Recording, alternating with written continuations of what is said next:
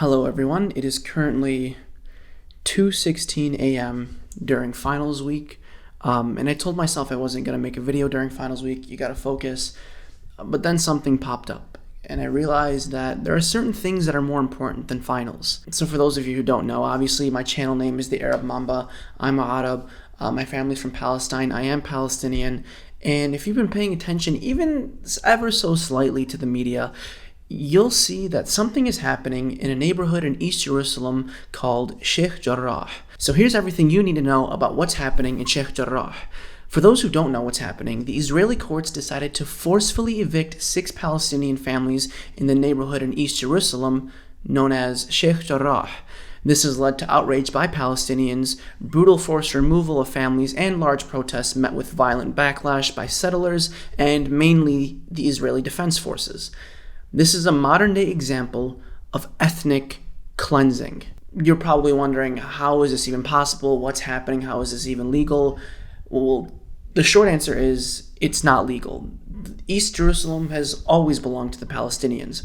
In fact, the land was provided by Jordan in the 1950s and paid for by the UN so that the Palestinian families who were kicked out in the 1940s would have a place of refuge. So these new refugees were given a place by the UN and by Jordan so that they can live in East Jerusalem peacefully after being kicked out. So let's get into the history. In 1956, Jordan was in control of the West Bank and decided to help the recently displaced Palestinian families to find a new place since the place that they just lived in, well, they were recently kicked out of it. The land was provided by Jordan and funded by the United Nations.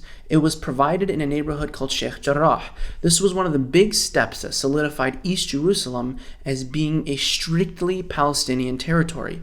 And they also laid groundwork to give them official ownership of the houses. However, this process was halted in 1967 when Israel decided to not allow Palestinians to register the houses that they were living in under the names of the families that were living there, which is really dangerous when you think about it, because if a family lives in the same house for generations, but their family name isn't listed on the house, this will provide Israel with shaky information to work with, thus making it easier to evict people if they feel the need to.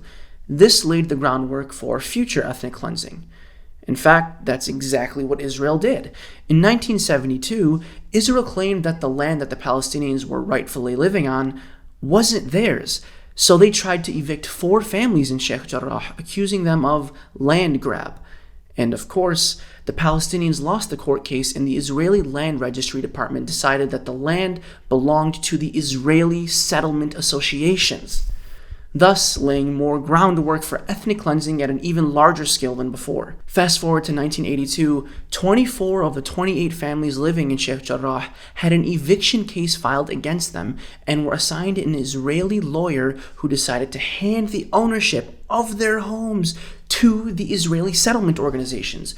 The residents who lived there rightfully now became known as tenants, and actually had to pay rent to the settlement organizations, and if they didn't, they'd be threatened with eviction on a house they already owned. Fast forward to 2008 and 2009 when the evictions began.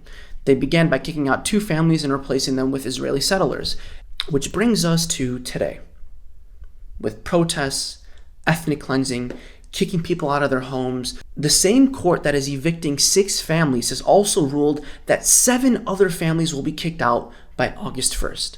The Israeli Defense Forces are just walking into people's homes, detaining and removing family members, spraying skunk water into their water supply, and skunk water is really, really dangerous, like chemical that can literally deem the water undrinkable, unusable.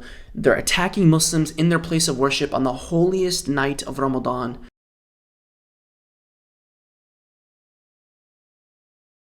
فليشهد العالم والتاريخ العذاب جوا المسجد الأقصى، خنقونا جوا المسجد الأقصى، البيت رب يحميه يا الله،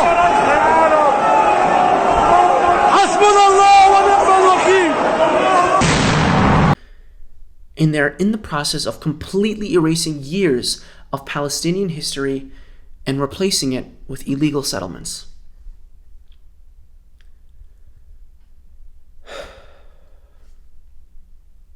If any of you guys are here from my college videos that I made, there's something I want you guys to know. You guys need to give yourself something to work for in life. More than just school, more than just your degree.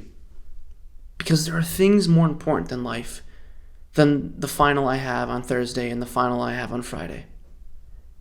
There really are. May Allah help the Palestinians that are being ethnically cleansed. Free Palestine.